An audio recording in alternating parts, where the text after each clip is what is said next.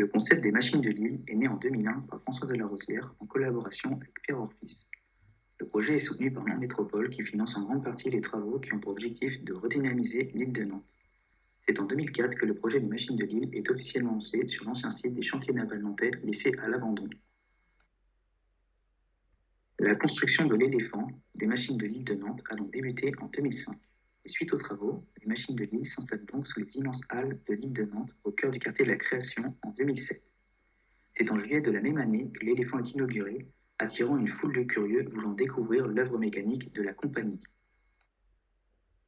Suite à l'inauguration de l'éléphant, un autre projet est mis en place en 2007, un carrousel dont la construction débute en 2010. C'est en juillet 2012 que le carrousel des mondes marins est inauguré. En 2015, Longma, une création de la compagnie créée dans le cadre du 50e anniversaire des relations entre la France et la Chine, fait escale à Nantes. Le site des machines de Lille rencontre un grand succès, comme le montrent les chiffres de l'année dernière avec près de 720 000 visiteurs. Fort de ce succès, le projet de l'Arbre Héron a été lancé en 2017 par la métropole de Nantes. Initialement, sa construction était prévue pour 2022, mais le chantier a pris du retard. Un prototype d'une branche de l'arbre est accessible sur le site des machines de Lille. La compagnie La Machine a été créée à Toulouse en 1999 par François Delarosière, qui en est le fondateur et le directeur artistique. À l'origine une compagnie de théâtre de rue, elle regroupe de nombreux artistes, techniciens et décorateurs de spectacles qui ont pour but de mettre en œuvre des aménagements et spectacles urbains. En effet, de nombreux aménagements urbains ont été mis en place par la compagnie dans toute la France. Ils sont notamment à l'origine du manège d'Andrea construit à Toulouse, des machines de Lille, du manège du Carré Sénart ou encore des animaux fantastiques de la place Napoléon à La Roche-sur-Yon. De plus, le Dragon de Calais ou le Minotaure de Toulouse sont également des créations de la compagnie. Mais ce qui a fait la renommée de la troupe de la compagnie sont ces spectacles urbains qui se sont produits dans le monde entier. Parmi ces spectacles de rue les plus célèbres, on peut citer les mécaniques savantes qui sont produites à Liverpool en 2008 puis au Japon en 2009. Mais la troupe a également fait succès avec son spectacle mettant en scène un dragon qui s'est produit à Pékin en 2014 puis à Ottawa en 2017. Nous allons maintenant nous intéresser à la partie un peu plus technique des machines de Lille avec notamment leur construction. Dans une des nefs des anciens chantiers du Bijon, où sont situées les machines de Lille, on retrouve l'atelier de construction de ces engins tout droit sortis d'un autre monde. Depuis deux terrasses situées à environ 7,50 m de hauteur, les touristes peuvent ainsi observer les différents ouvriers s'affairer à la création des machines. Cette nef, nommée l'atelier, est le lieu de création de l'entreprise à l'origine des machines de Lille, la compagnie La Machine. On peut ainsi observer sur plus de 3000 m² différents corps de métiers travaillés, notamment le bois. On retrouve ainsi des ingénieurs, chaudronniers, des sculpteurs ou encore des menuisiers, tous employés par La Machine. La particularité des constructions réalisées par la compagnie La Machine est que la principale matière travaillée est le bois. Hormis les squelettes des machines qui sont faits d'acier pour sa solidité, les machines sont fabriquées en bois, ce qui demande un travail important de la part des menuisiers et des sculpteurs pour donner le réalisme habituel et féerique des machines. Comme dit précédemment, cette compagnie a été créée par François Delarosière. Au-delà d'être le directeur artistique et donc à l'origine des différentes machines, il est aussi le metteur en scène, d'où l'importance pour lui de confectionner des véritables machines robotiques qui transmettent un mouvement, et pas seulement de simples structures de bois inanimées. Pour lui, le mouvement est l'expression de la vie. Avoir l'idée de faire des machines est une chose, les réaliser en est une autre. Le schéma de base pour la création d'une machine est assez similaire pour chacune d'entre elles.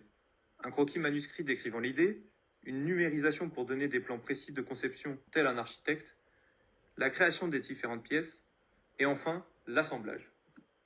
Cependant, avant d'ouvrir au public une machine, il faut réaliser une série de tests. Les principaux tests sont basés sur la physique et le mouvement des différentes articulations des machines. Tel un squelette humain, chaque partie d'une machine doit répondre à une commande centrale. C'est ainsi un long et tumultueux travail pour arriver à une machine aboutie telle que l'éléphant, emblème de Nantes. La construction de l'éléphant a duré 30 mois pour un total de 70 000 heures de travail avec un coût total de 2,5 millions d'euros. Ces caractéristiques laissent à désirer avec 12 mètres de haut, 8 de large, 48,4 tonnes, mais encore 62 vérins dont 46 hydrauliques, 6 pneumatiques et 10 à gaz avec une propulsion hydrostatique.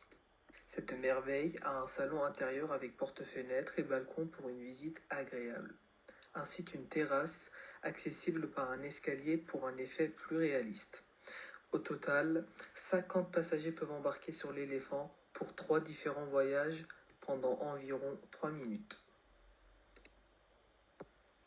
Les machines de l'île de Nantes sont également partenaires avec l'association des éléphants et des hommes basée à Marseille, créée en 2003 qui lutte pour la sauvegarde des éléphants et préserver leur milieu naturel. Cette ONG est partenaire avec le Centre de conservation des éléphants.